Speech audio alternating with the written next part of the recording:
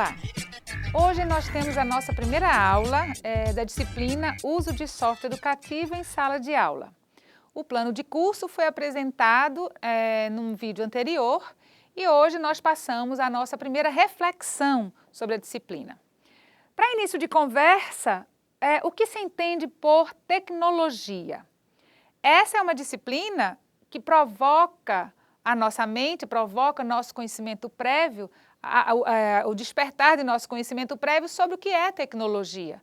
Afinal, é um curso de letras, licenciatura em língua portuguesa, curso de formação de professores e uma disciplina que se propõe a tratar de softwares e softwares educativos. Então, vamos começar pela palavra. O termo tecnologia, de origem grega, é formado por tekne, arte, técnica ou ofício, e por logos, conjunto de saberes. Esse conceito foi retirado de um site, conceito/tecnologia, que está aí, como vocês podem ver, que se propõe a apresentar diversos conceitos. Na verdade, o que eu queria trazer para vocês porquê desse site, era o seguinte: quando a gente pensa em tecnologia, inicialmente a gente pensa de verdade em artefatos, em objetos, e não em imaginar que a noção de tecnologia está ligada a uma arte, à técnica, ao que nós podemos fazer com determinado artefato e não ao artefato em si. Nesse sentido, podemos pensar, em outras palavras, outra forma de conceituar o termo. Então, o termo é utilizado para definir conhecimentos que permitem fabricar objetos e modificar o meio ambiente, com vista a satisfazer as necessidades humanas. Mais uma vez, eu faço uso do mesmo site. Vejam, aqui ele está trazendo a noção essa que me importa, essa que nos importa agora para a disciplina, que é a noção de conhecimento. A técnica, o artefato, a tecnologia que permite ao homem conhecer, permite ao homem fabricar, modificar o seu meio ambiente.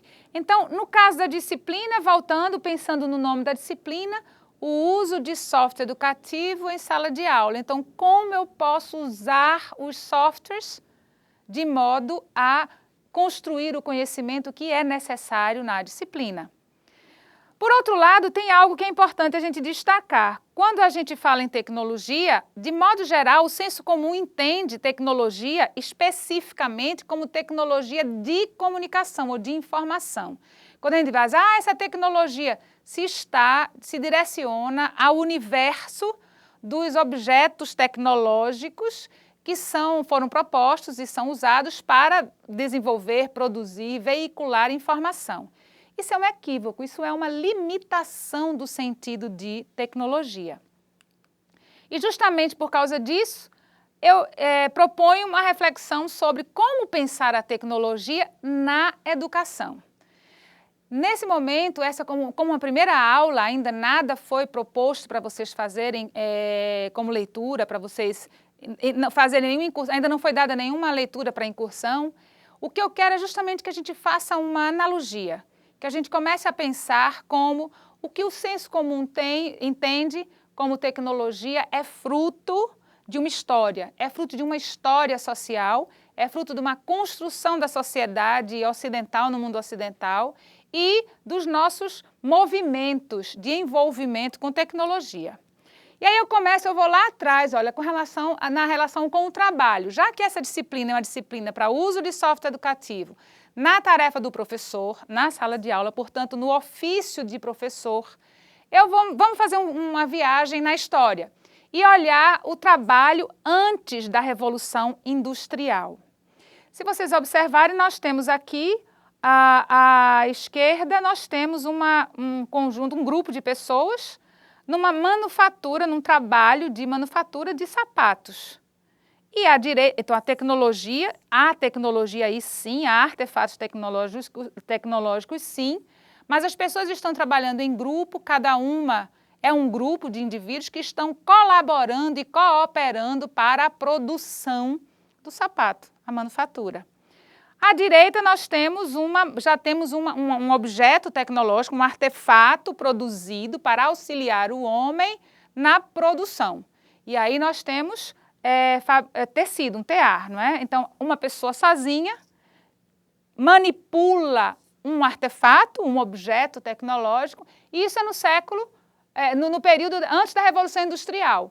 Então, nesse período, nós temos manufatura, antes da Revolução Industrial, e um início, alguns artefatos que são pensados todo para agricultura, tecnologia, mas tecnologia que envolve ou poucas pessoas em trabalho também colaborativo e cooperativo. Quando chega no século XVII e século XVIII, já tem algo interessante que a gente começa a observar. Observem que no século XVII, à esquerda, nós vemos o fenômeno com relação às fábricas, nós vemos o fenômeno que essas fábricas, elas começam a empregar mais mulheres do que homens, é o movimento de libertação da mulher, incursão no mercado de trabalho, mas por uma mão de obra mais barata. E que nós começamos a perceber a relação do corpo com o trabalho, com a ação de trabalho, vinculada em relação com uma máquina. Então, você tem uma ação individual do sujeito que opera, que manipula essa máquina. No século XVIII, do mesmo modo, igualmente, só que também existe um fenômeno social extremamente relevante nesse século. As crianças são envolvidas nesse trabalho. Sempre por uma relação, não é o meu papel tratar aqui, mas que vale destacar, numa relação sócio-histórica bastante relevante com a economia, com relação de poder.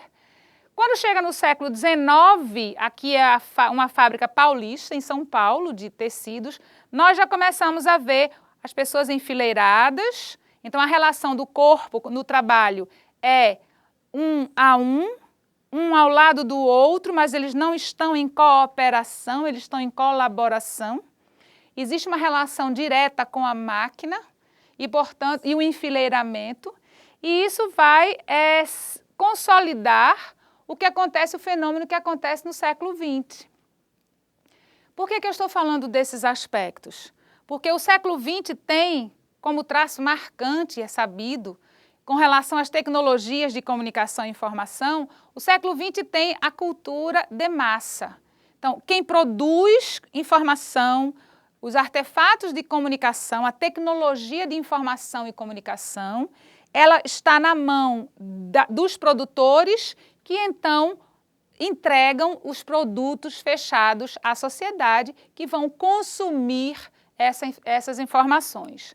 O que acontece com isso? Olha, novamente, vamos olhar mais uma vez para o aspecto das fábricas.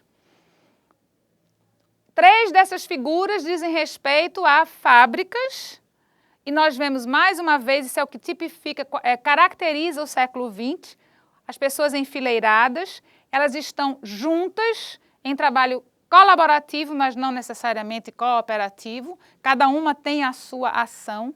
E uma dessas figuras, na verdade, já é o cenário um aceno do cenário relativo ao século XXI, onde a gente começa a ter a perda dessa condição de enfileiramento, de enrijecimento dos corpos, mais flexibilidade, que é justamente no canto inferior esquerdo, uma fábrica de software.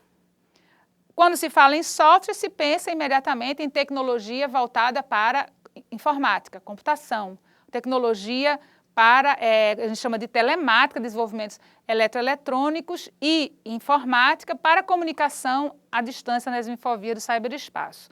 Nesse momento, a gente começa a ter uma mudança. Mudança essa que é perceptível nas redes sociais, nos produtos dessa fábrica, desse tipo de fábrica, da natureza de produção desses artefatos, que dá ao sujeito que dele se apropria, que faz uso dessa tecnologia, maior liberdade, liberdade para produzir, liberdade para usufruir daquela tecnologia. Bem, então aqui está a nossa primeira reflexão específica, não é, para alguém que está em formação como professor. Qual é a importância do contexto socio-histórico para a educação de modo geral e para esta disciplina de modo específico? podemos negar o efeito das redes sociais? O que são as redes sociais hoje na vida do cidadão? O que são softwares como o uso de ambientes das redes sociais como o Facebook, como o Twitter, como Instagram e todos esses? Nossos alunos, esse que nos chegam à sala de aula, como é o trânsito deles nesse universo? São softwares. Qual é a importância desse estado, desse momento histórico, estado da arte na construção das relações sociais? Qual é a influência que isso tem para nós, na sala de aula, como professores de língua portuguesa? O que devemos fazer? Então, essa reflexão permite que a gente vá adiante e pense quais aspectos da evolução da indústria estão refletidos no exercício do magistério. Não é por acaso que esse enrijecimento dos corpos, esse trabalho em série, o chamado Fordismo, que é justamente o que caracteriza a cultura de massa, desde a disposição das cadeiras, a utilização de recursos pedagógicos, como a gente pode perceber isso influenciando a nossa prática pedagógica? Repito, é um momento de reflexão, é um momento que a gente não tenha encantamentos, mas também não tenha uma posição de desprezo a uma condição que é socio-histórica, uma realidade social, a um momento que vivemos. Não temos por que nem ter aversão, nem ter encantamentos. Precisamos transitar neste universo e fazer uso dele. Por quê? No caso do ensino da língua portuguesa, como desenvolver a competência comunicativa do aprendiz, do aluno de língua portuguesa, fazendo uso desses recursos, porque ele transita, ele faz uso, ele vive cotidianamente com esses recursos. Isso posto, eu encontrei essa imagem, não sei com precisão de onde ela é, mas ela estava na internet, não anotei o endereço, mas fica aqui o respeito a quem produziu essa imagem e fica o registro desse respeito e fica aberto para que a gente encontre, inclusive, e faça menção. Porque eu gostei muito. Na internet eu encontrei essa comparação, que para mim ela é a culminância disso que eu vinha dizendo sobre o enrijecimento dos corpos, a linha de produção, o Fordismo, esse trabalho que não é cooperativo, não é apenas se estar lado a lado, nessa comparação que um autor que postou, essa é a característica da internet, da possibilidade do anonimato típico da internet, de alguém que produziu esse texto fazendo essa comparação da escola com uma cadeia. E diz assim: na escola nós temos a estrutura autoritária, na cadeia também. Na escola nós temos uniforme, na cadeia também. A ordem, silêncio, é o que é exigido, pedido, é imperativo, ordem e silêncio. É imperativo, ordem é imperativo, silêncio. Baixa autonomia individual. Ainda assim, ainda é assim, ainda está vigente essa baixa autonomia individual.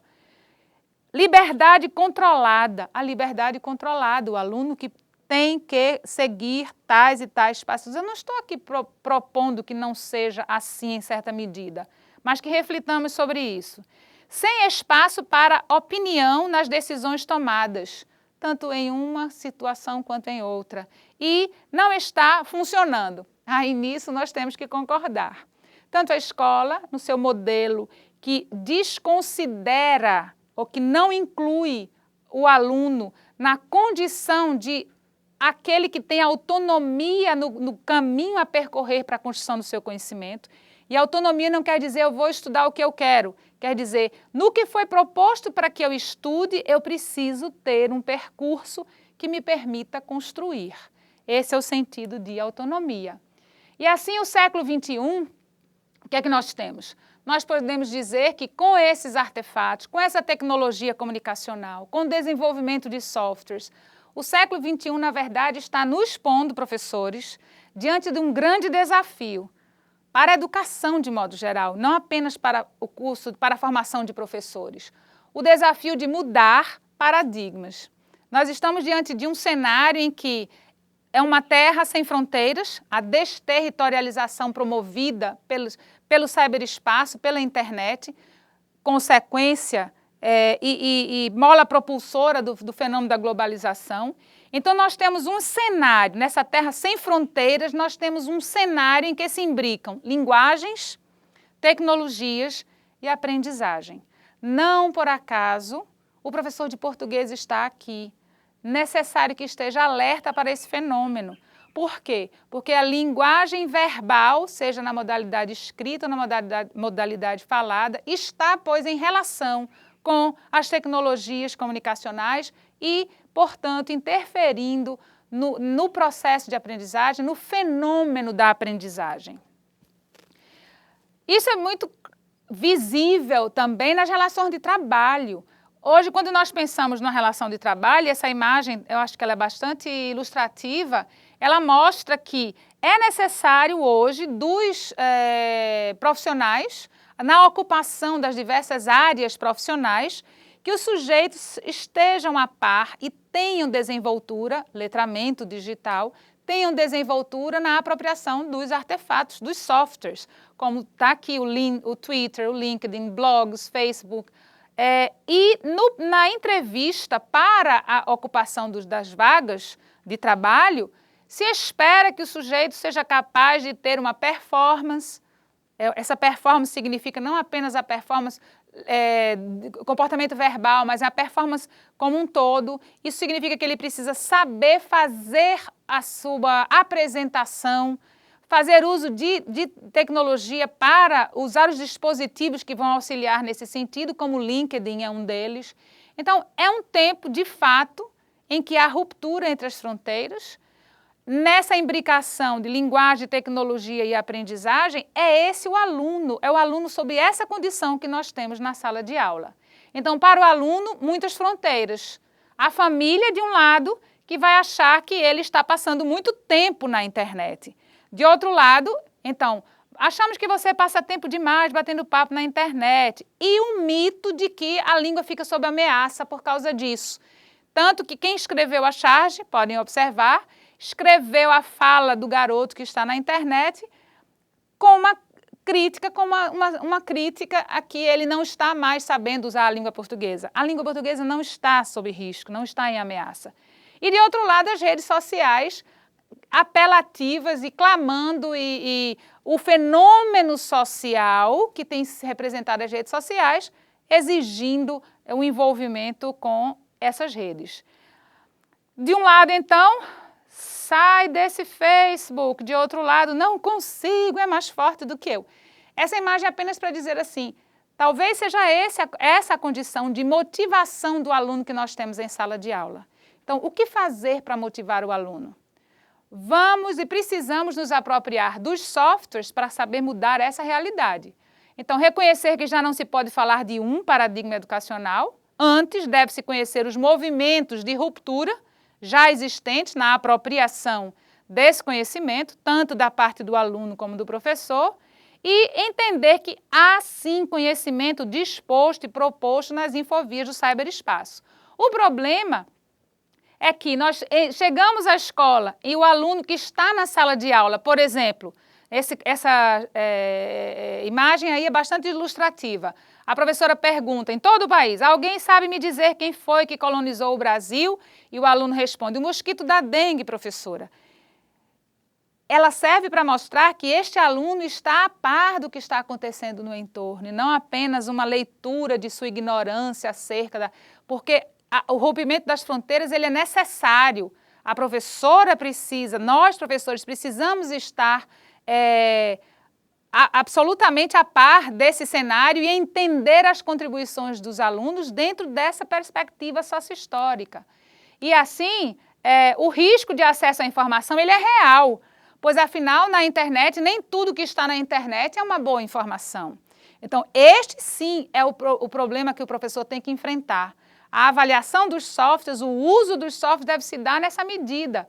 Como esse exemplo é um exemplo também que está circulando na internet, de uma informação dada diante do cenário atual, se falando muito em Einstein, que é um avanço da teoria de Einstein, e alguém fez essa brincadeira, não é? Que colocou Will Smith, um artista americano, como vocês sabem, um cinema americano, com essa frase: uma vez Will Smith estava passando em frente a uma escola e viu uma criança chorando. Comovido, imediatamente ele disse: não deixe que ninguém te diga que você não pode fazer algo.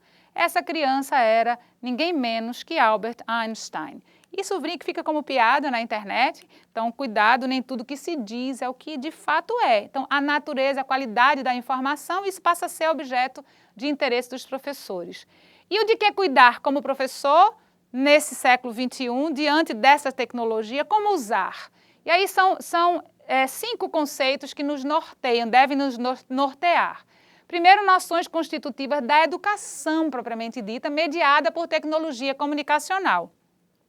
Nós vamos trabalhar esses conceitos, agora eu só quero nomeá-los, porque ficarão para outro encontro, mas são eles que estão realmente na base, como um lastro, que vai permitir fazer com que nós entendamos como é essa atuação docente nesse século XXI, nessa terra sem fronteiras. Bidirecionalidade, então esse é bidirecional, não é mais o professor que dá, que oferece os conteúdos, precisa existir uma relação entre todos. Colaboração, como eu já mencionei, cooperação e feedback. Feedback deixando de representar o sentido de conferência de certo e errado. A palavra em inglês, ela diz alimentar, devolver algo que serve de alimento. Então, saberes necessários à educação do futuro, nós podemos pensar já em aspectos, a gente vai tratar disso ao longo do curso, como aprendizagem aberta e invertida, essa noção de feedback que eu mencionei, a noção de inversão e a de letramento digital. Para o professor, é muito o que fazer e o tempo passando. Mas aí fica uma reflexão. Ensinar no século XXI é um desafio na descoberta do tempo, que põe em oposição o ser e o não ser. Isso. Quando a gente pensa nesses artefatos, a gente diz como contar o tempo. Ah, faz pela internet. Como contar o tempo? Então, também é um grande desafio para que nós não saiamos da sala de aula, seja virtual ou presencial, com o sentimento de nunca conseguir completar esse universo, transitar nesse universo de forma satisfatória, mas só experimentando, que é essa a proposta. Comecemos então as nossas leituras. No ambiente virtual de aprendizagem, começa o nosso trabalho efetivo com cada texto e com cada tarefa do sistema de tarefas online. E aqui fica o meu desejo de que todos reflitam sobre isso, sobre essa relação da tecnologia e a tecnologia de comunicação à distância e das redes sociais no século XXI e como isso nos afeta em nossa ação de trabalho. Até breve. Muito obrigada.